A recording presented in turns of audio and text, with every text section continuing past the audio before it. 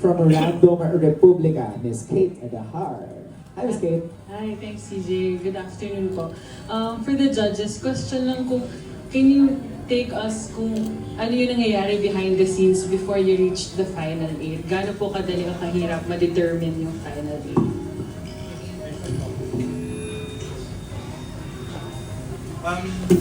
Hello, ayan.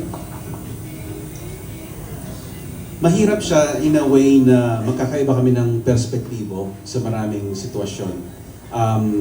I believe yung judges na kinuha nitong Viva's Next Big Star kasi iba't ibang point of view.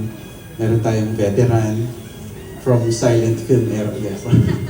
Daming decades sa industry, di ba? Tapos si Miss Christine talaga na star talaga, di ba? And ako, I guess, kinuha ako ni Boss Vic dito kasi I also manage artists pero mas dito na sa mga Gen Z tsaka Gen Alpha.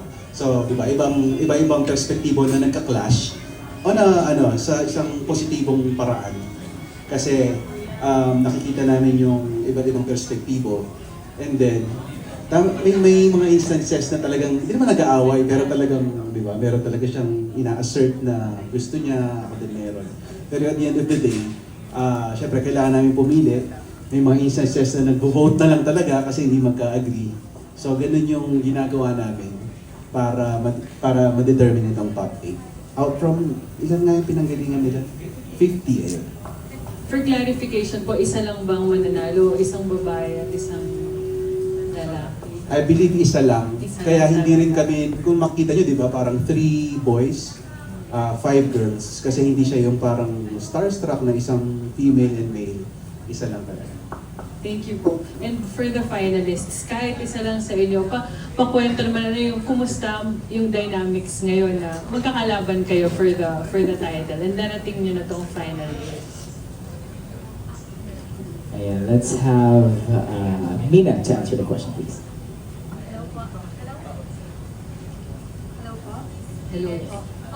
I believe it's very challenging po, especially very tight po yung competition. Pero as much as possible po kasi we don't see this as a competition na po anymore. Kasi we feel like we're family. Ayun po. Kaya we feel very close to each other. Yes po, nasa competition po kami right now, pero na-enjoy po kasi namin eh. Kaya it's really fun while also challenging. Congratulations this early. Thank you. Very good. Thank you so much, Ms. Kate Adahar. Up next, we have a TikTok content creator. Hello, Patrick Fresno. It's your turn to ask a question, please. Hello po, good afternoon. Ang tanong ko lang is, since reality TV show ito and isa ang mananalo sa inyo, ready na ba kayo to reap the benefits and also the bashing that comes with it? Ayun lang. Thank you. Okay, I think Mish can answer. You want to answer the question, Mish? Okay, there you go. For me po, I think there are many of us here that are just starting in this industry. So things like yung bashers, yung mga benefits, it's all still new to us. And I believe that we are strong enough. This challenge, this opportunity that was given to us is something that we can learn from and we can grow with.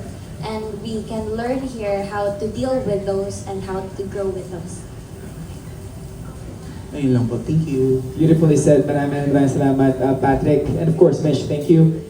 Next, let's have from TikTok, People's Journal and PSN, Tita Aster Amoyo. Hi, Tita Aster. Ako na pala yun. Sa dalawang director, Direct Mac and of course Direct Jason. Through the years, ang dami yun ng mga talents or ang dami ng talents na dumaan sa mga kamay nyo, sa mga mata nyo. So, how were you able to single out itong 8 out of how many auditionists or dumaan sa inyo bago sila naging 8 and eventually makapili kayo ng top 1? Good afternoon ulit. Bago ko sagutin yan, kaakibat lang, doon sa sinabi ni Jason, I think isa sa malaking mahalaga sa prosesong ito ay ang pagkilala sa pangarap ng mga baguhan.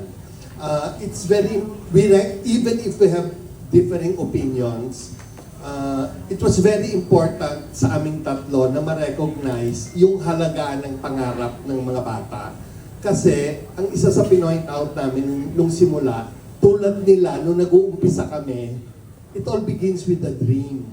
Tapos yung dream, trabahuhin mo. Lahat kami sumali sa contest. Si Christine, nag-Starstruck. Si Director Jason Paul, sumali sa mga short film festivals. Ako rin, sumali ako sa mga short film festivals. Kasi kailangan ng pangarap ng may isang makakapitan. At pag kumapit ka, yun ang magiging katotohanan mo hanggang sa susunod na baitang.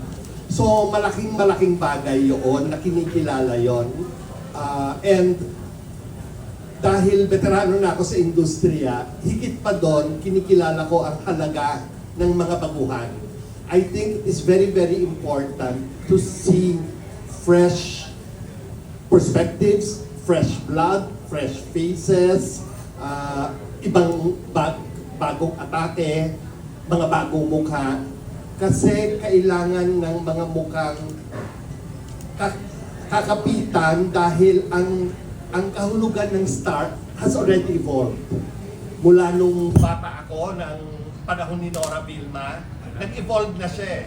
So panahon ni na Judy Ann, ni na Angel, ni na Marian, nag-evolve na siya. So, tulad nung dati, walang nakakapag-refine kung anong ibig sabihin ng... Nawala talaga yun. Wala ako dito. Okay lang ba? Malakas boses ko. Malakas naman yung boses sa direct. Malakas ang boses ko. Okay, good.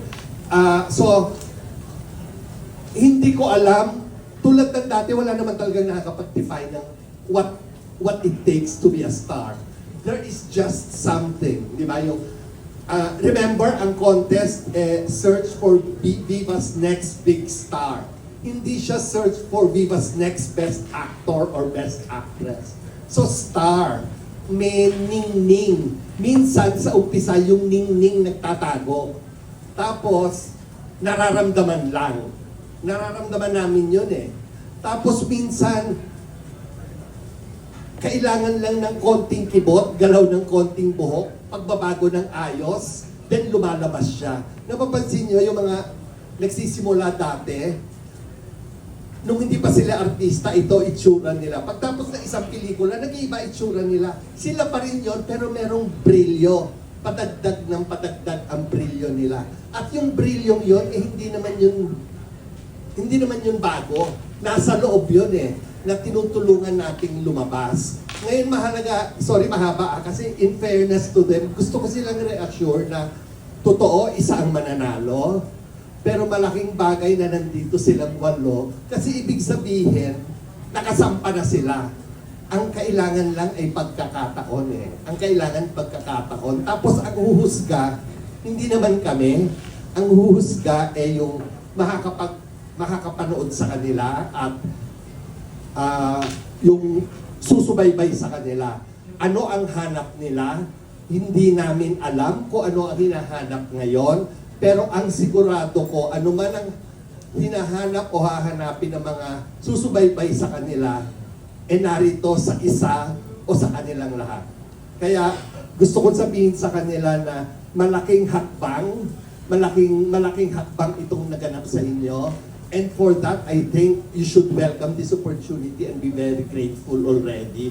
Because naniniwala ako sa dream big, pray hard, and then work harder, then destiny will come. Ano yan eh, may mangyayari at mangyayari, makoronahan man kayo o hindi. Thank you, Direk and Direk Jason. Ano nga po yung tanong kasi ang haba? Hindi, let's say, marami silang nag-audition. I suppose 100 or over hundreds, and then down to top 50, 30, tapos ngayon top 8 na lang. So, ano ang naging, siguro, criteria nyo? Kasi sanay na kayo tumingin sa isang raw talent na ito may potential. Siyempre, for them to be able to go this far. Yung sa akin siguro, since hindi pa naman ako ganun katagal sa industry compared to my fellow judges here, basehan ko talaga is yung craft. Kung napanood nyo na yung series, siguro ako yung pinaka masungit sa sa pagbibigay ng evaluation. Kasi, for example, sa mga artists na minamanage ko, pinakaayaw ko kasi yung nandiyan yung opportunity and then sinasayang mo pa by not being hardworking, by not honing your craft. Kumbaga, para sa akin kasi, sa generation ngayon, sobrang dami na nang nag-aagawan sa napakamaliit na pie ng showbiz. So, all the more na hindi ka pwedeng puputyo-putyo sa craft mo. So ako, aside from syempre, yung sinabi ni Direct Mac na brilyo or yung X Factor, ako, yun ang pinaka mahalaga or isa sa mga pinakamahalagang criteria na tinitignan ko. Kasi, di ba, sabihin na natin beginners pa lang sila. Kaso ano rin po ang haba din ng panahon in between ng mga challenges, ng mga taping days. What are you doing kapag hindi tayo nag-shoot? Do you work on yourself para mas mag-grow ka and mas mag-develop ka? Kasi kung parang umaandar lang yung kumbaga parang nagtatrabaho ka lang kapag may shooting, pero kapag hindi na, wala, bakasyon lang, papatay-patay lang. Ako, medyo off sa akin yun. So gusto kong i-reward din yung hard work kasi sa panahon ngayon, for example, sa social media, ang daming mga aspiring stars, yung iba nga hindi man aspiring stars pero sikat na agad, di ba? Hard work will really be a standout characteristic na meron. Thank you, Direk. And of course, kay Tin, nanggaling ka rin sa isang reality show. So, this time, nagbanan. Ikaw nang namimili or isa ka sa namili. Paano mo sila, paano mo sila pinili ayon sa kagustuhan mo? Nakikita mo sa kanilang talent. Well, first po, given na syempre physical, pero beyond that, kailangan sila po yung magbigay sa amin kung anong meron sila.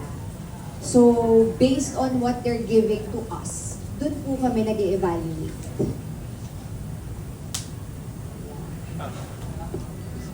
So, yun po. Okay, thank you. Sa walo naman, this is my last question. Common question na lang sa inyong lahat. Ano sa palagay nyo ang meron kayo na naniniwala kayo sa sarili nyo na kayo ang magiging Viva's next star? And for the people to vote for you. Okay, ayan. See, who can answer the question?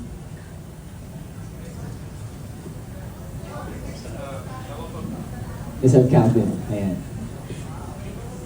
Can I hear the question again po? Sorry. Short na lang. Ano sa palagay nyo ang talent meron kayo for you to be able to convince all the voters out there na kayo ang tanghaling Viva's big star? Actually po, siguro tingin ko hindi po talent. Kasi may iba-iba po kaming talent. Siguro po yung characteristic ko as a person. I remain consistent po sa pag-aaral ng acting. Yung pagiging humble, isa rin po yun. And yung hindi ka matitigil, never stop learning. Ayun din po, isa rin po yun. Yun po. Yeah, maybe we can get a short answer from everyone. Sige, Kurt, let's get to you. Same din po sa sinabi po ni Calvin na may iba't iba din po kaming talents po. Siguro sa personality na lang din po sa akin is yung pagiging positive ko po. Like, kahit ilang auditions na po yung napagdaanan din po and sa mga auditions po na yun is hindi po napapalad. Pero I stayed positive po kasi naniniwala po ako na kahit anong problema man po or kahit ano pong steps po yung napagdaanan po natin, huwag po natin kakalimutan na maging positive pa rin po palagi kasi masarap labanan po, masarap labanan at masaya lumaban sa buhay po ng masaya ka po at ini-enjoy niyo po yung buhay niyo po. Kaya ayun, be positive guys. Thank you. Casey? For me po, lahat po kami deserve po maging next big star kasi lahat po kami may desidido po sa ginagawa po namin and sa kada challenges po na ibigay sa amin, talagang pinopor po namin yung buong sarili po namin dito. Talagang pinapractice po namin lagi yung lines namin kung may scripts po. Tsaka we stayed positive and happy po. Yun po. Really?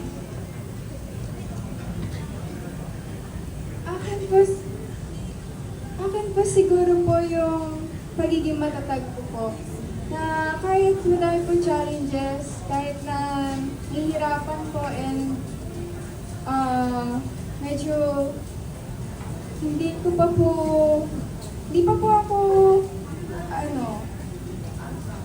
po ako kontento sa kakayahan ko po. Pero nagpapakatatag po ako para po mas lalo pa po akong humusay dito sa industry. Thank you. Rudy?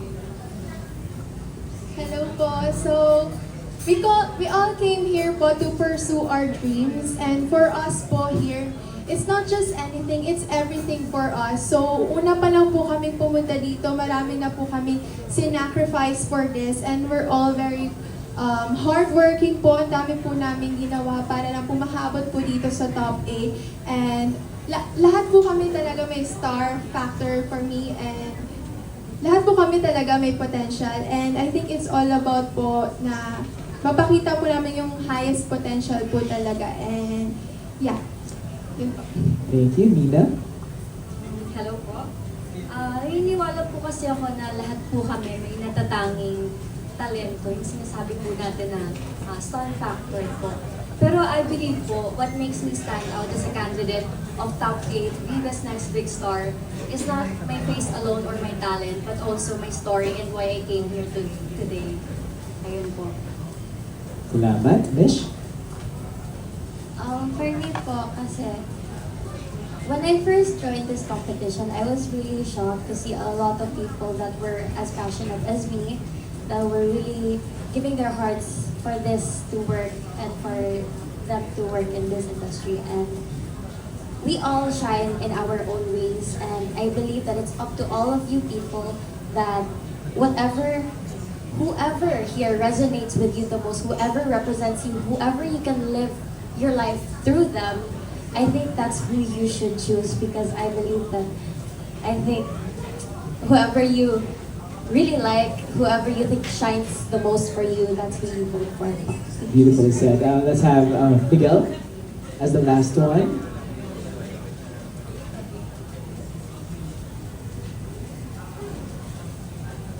Part yan ng challenges, guys. Kung paano nyo mapaabot kay Miguel yung microphone.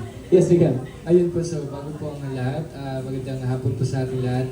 Sa akin naman po, hindi ko lang po siya pinangarap nung bata pa lang ako, kundi mahal ko po kung anong ginagawa ko. And for me, I think that's what makes me different from all.